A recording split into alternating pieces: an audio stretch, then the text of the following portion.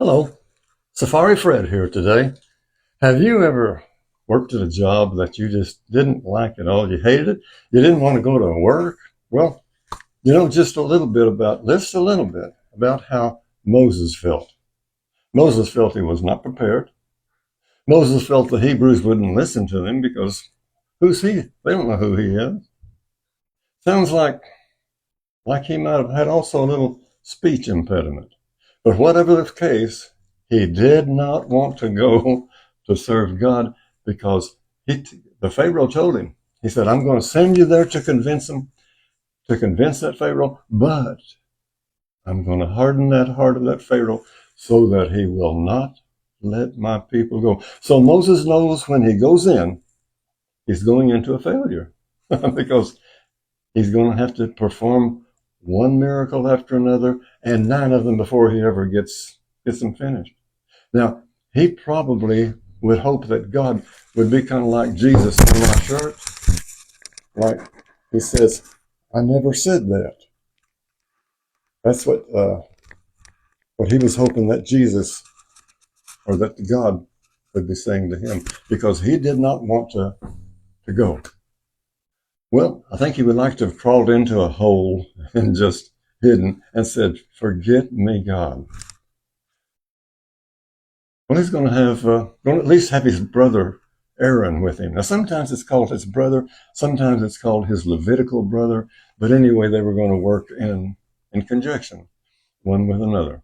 So let's open our Bibles to chapter 5 and verse 1, and let's experience the discomfort that Moses was going to go through. Okay, we're going to start in verse 1, and the title is this: Pharaoh's hardness of heart. We don't ever like to go talk to somebody when we know they're going to reject us. Moses knows this. He knows that Pharaoh is going to reject him, and he still has to go because God is pushing him. He's tried every way to get out, but he couldn't. So let's go now and see what Moses is going to do in chapter 5, okay? He's gone through all of these things, and God's going to send him. And in this one, he gets sent, and he goes to Pharaoh. Now, I think he probably felt like St. Teresa of Avila. She tried to serve God, and she had all kinds of problems. So finally, she just said, God, if this is the way you treat your friends, no wonder you have so many enemies. And Moses must have felt like he was being punished, or he was an enemy, or something. So here we go, chapter 1. Afterwards Moses and Aaron went to Pharaoh and said, Thus says the Lord, the God of Israel, let my people go, that they may hold a feast for me in the wilderness. They're going to go out into the wilderness to have a feast. Now it's supposed to be, what we're going to find out, it's a 3-day trip they're going to take. So Pharaoh answered, Who is the Lord? You say the Lord wants you to do this? The Lord wants me to do this? Who is the Lord? Who's the Lord that I should obey him? I'm the Pharaoh. Why should I obey him and let Israel go? I don't know anything about the Lord, and I will not let Israel go. Now, when they say Israel, they're talking about Israel as a son. It's a lot of people, but they're all just, it's like a cumulative word that's going to include all the people. It's inclusive. Verse 2 says, They replied, The God of the Hebrews has come to meet us. Let us go a 3 days' journey into the wilderness, that we may offer sacrifice to the Lord our God, so that he does not strike us with the plague or with the sword. So he's going to go 3 days trip. So that might be where they were going to put the tent of meeting, maybe. But they had a spot placed out. Maybe it's somewhere in Israel. But it's going to be a 3-day trip, and that happens over and over and over. We're in Exodus 5, but in Exodus chapter 5, verse 27, also, it talks about a 3-day trip into the wilderness.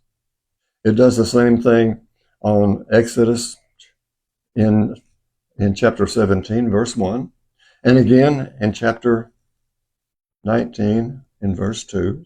It's over and over. That is their trip to get into the wilderness, to get away. 3 days. It's almost 3 days. Verse 4. Now all of this is between Pharaoh and Moses. The king of Egypt answered them, and it's also the Israelite peoples also. They replied, the God of Hebrews has come to meet us.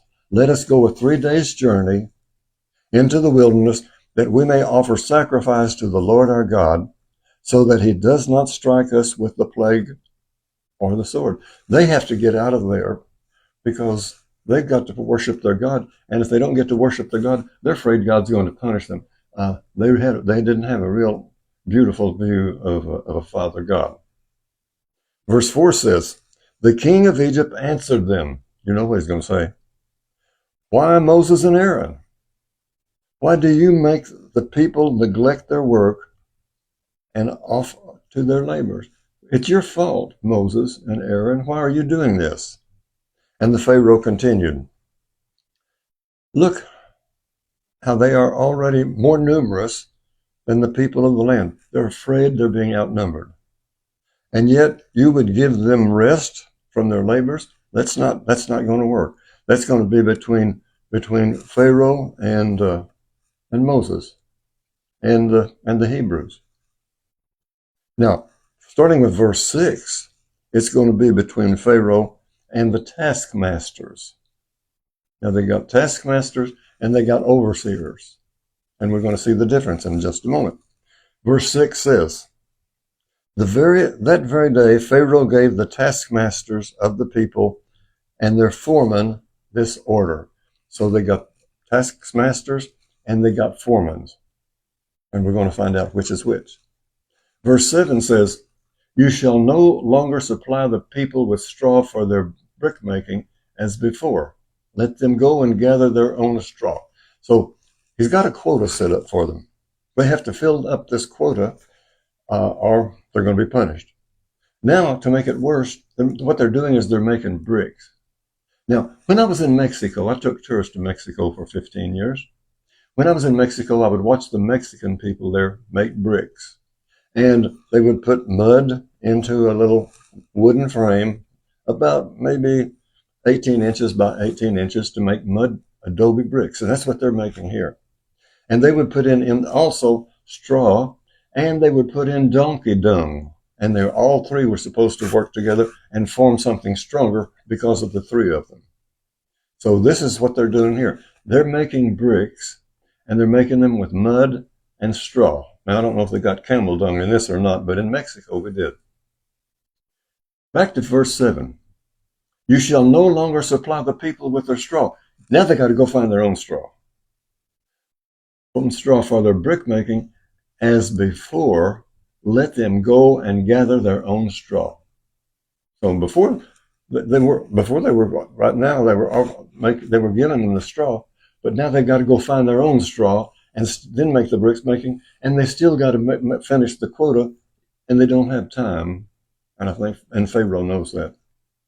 Verse 8 says, you shall levy upon them the same quota of bricks. They got to make the same amount as they made previously. Do not reduce it. This is a harsh, hard Pharaoh. They are lazy. That's why they're crying. Let us go to offer sacrifice for our God. That's what they're saying. Let us go offer sacrifice to our God. And Pharaoh here, he's talking to the taskmasters, and these people are, they're going to be Hebrew people. The ones that are making the Hebrews work are the Hebrews, but they've got the leaders above them. So, you taskmasters, increase the work of the men so that they attend to it and not to deceitful words. If they're working, they won't have time to do anything else. Starting with verse 10, now here's the taskmasters. They're going to the people now. Pharaoh's talked to the taskmasters, and now the taskmasters are going to talk to the people. And this is what they say. Verse 10. So the taskmasters of the people and their foremen. Now the foremen were Egyptians.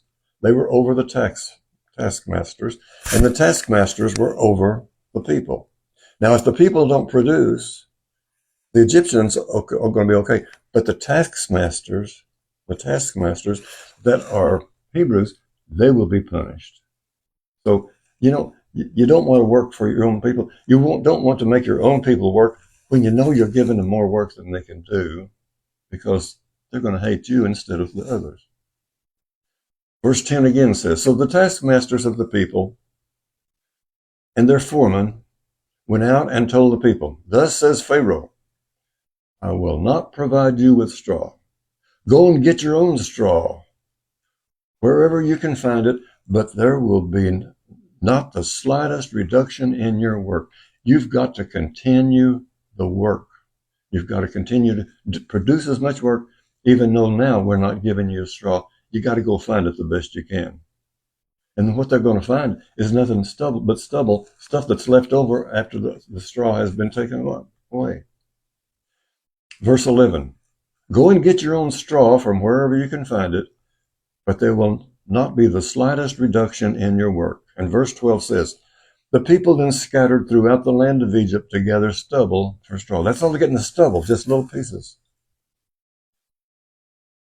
Verse 13, while the taskmasters kept driving them on, saying, finish your work, the same daily amount as when the straw was supplied to you. The Israelite foremen, whom the taskmasters of Pharaoh had placed over them, were beaten. They beat the Israelite foremen because they were not producing. They didn't beat the taskmasters, the ones that were Egyptians. While the taskmasters kept driving them on, saying, finish your work, the same daily amount as when the stubble was supplied to you. And the Israelite foremen, whom the taskmasters of Pharaoh had placed over them, were beaten and were asked, why have you not completed your prescribed amount of bricks yesterday and today as before? And verse 15 says, then we got the complaint of the foreman. These are the Israelites. Verse 15. Then the Israelite foreman came and cried out to Pharaoh, why do you treat your servants in this manner? And verse 16 says, no straw is supplied to your servants, and still we're told, make bricks. Look how your servants are beaten. It is you who are at fault. Ooh, that's not a good thing to say to the Pharaoh. And he answered, lazy. You're lazy. That's why you keep saying, let us go and offer sacrifice to the Lord. You don't want to go offering a sacrifice. You're just lazy. You don't want to work.